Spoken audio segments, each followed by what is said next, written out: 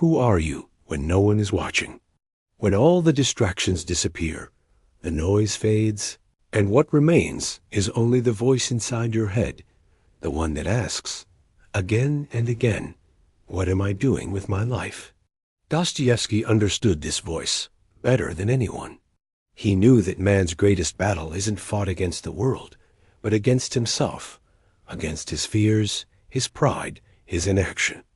Every person carries within a quiet war, a constant tension between the desire to act and the comfort of remaining the same.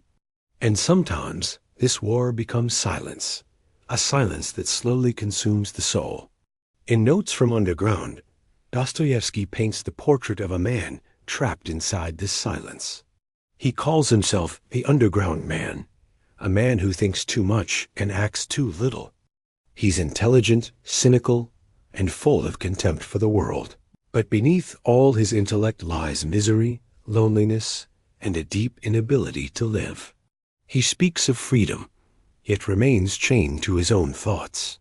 He despises the mediocrity of society, but does nothing to rise above it. He wants to change, but he never moves. How many of us live the same way, dreaming of transformation, talking about change, but never taking the first step? Every day we repeat the same patterns, telling ourselves that tomorrow will be different. But tomorrow never arrives. Like the underground man, we sink deeper into the comfort of our own excuses. We rationalize our failures. We decorate our fears with words like realism or patience. And so, slowly, life passes us by, not in grand tragedy, but in quiet stagnation. The underground man is miserable, not because the world has betrayed him, but because he has betrayed himself. He knows he's wasting his life, and yet he cannot stop. He's paralyzed by awareness, too conscious of everything, too afraid to act. He has replaced living with thinking, passion with analysis, purpose with irony. And that's the modern condition, endless reflection with no action.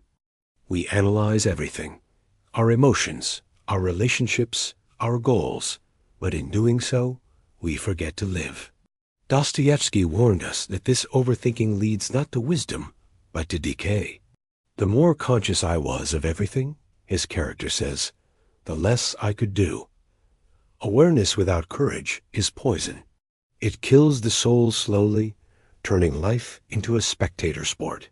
You watch yourself live instead of living. You imagine possibilities, but never pursue them. And the tragedy is that you begin to believe this paralysis is intelligence. You tell yourself that you're above it all, that only fools act rashly. But the truth is simpler and harsher. You're afraid. You fear failure, rejection, pain. So you hide behind intellect, irony, or cynicism. You say, I could do it, but I choose not to. You convince yourself it's a choice, when deep down you know it's weakness. The underground man does the same. He mocks others, ridicules the world, claims to see through all illusions, but his clarity brings him no peace. It only isolates him further. He becomes a prisoner of his own mind. And this is the essence of Dostoevsky's warning. Knowledge without humility becomes self-destruction. To truly live, you must act, even imperfectly, even clumsily. The man who acts, fails, learns, and rises again is infinitely superior to the man who only thinks and dreams. Action purifies thought. Inaction corrupts it.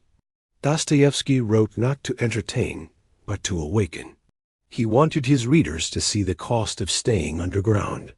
Because beneath all his despair, there's a message of redemption. It's never too late to rise. But the first step is brutal honesty, to stop blaming the world and start confronting yourself. The underground man blames everyone, society, fate, the people around him.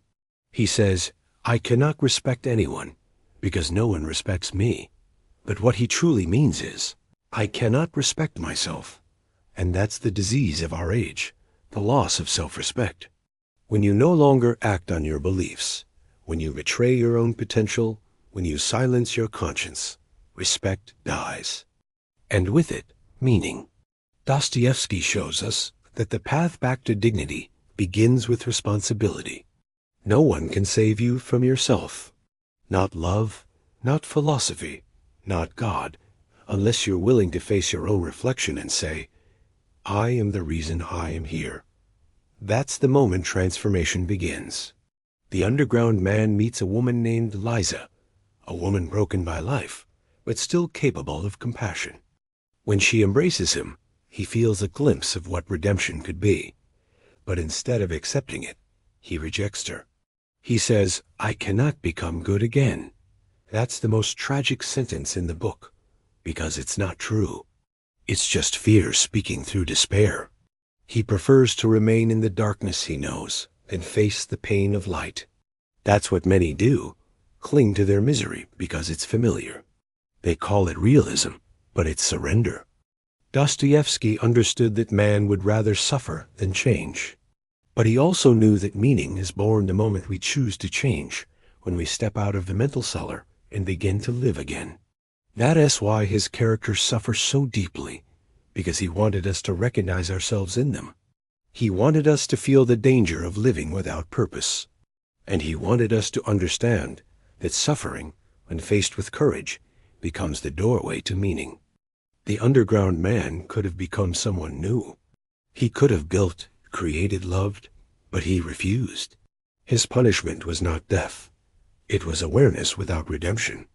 And that's a punishment many live today, knowing they could be more, but choosing not to. Every day we are given a choice, to remain underground or to climb toward light. The climb is painful, but the alternative is slow decay. And no one escapes that decay. The mind that does not act becomes its own prison. The soul that avoids responsibility becomes its own executioner. And so the question remains, who are you? Are you the man who acts, or the man who only dreams? Are you the one who blames, or the one who builds? Life will never wait for you to be ready. You will never think enough, plan enough, or feel enough to begin. You must simply begin, because the act itself transforms you. Dostoevsky believed that beauty will save the world. But that beauty is not mere aesthetics. It is the beauty of a soul that chooses truth over comfort, courage over fear, responsibility over resentment. That is the kind of beauty that redeems existence. So if you find yourself lost, bitter, or paralyzed, remember this. You are not a prisoner of your past. You are a prisoner only of your refusal to act. The moment you decide to move, to try, to speak, to forgive, to build, the walls begin to crumble. You rise from your own underground. That is Dostoevsky's gift to us, a mirror and a warning. You can look at your reflection and see despair, or you can see the possibility of redemption. The choice is yours. So ask yourself again, who are you when no one is watching? And what would happen if, this time, you decided to act?